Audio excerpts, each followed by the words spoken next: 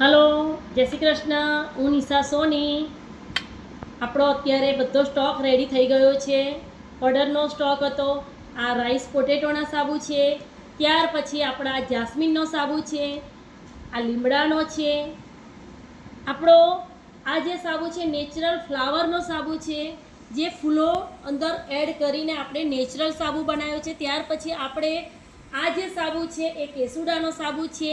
ત્યાર પછી આપણે આ જે ફૂલનો એટલે રોઝનો સાબુ આપણે બનાવ્યો છે. આ રોઝનો સાબુ છે. આ ડવનો સાબુ પણ આપણે અહીંયા આગળ બનાવ્યો છે.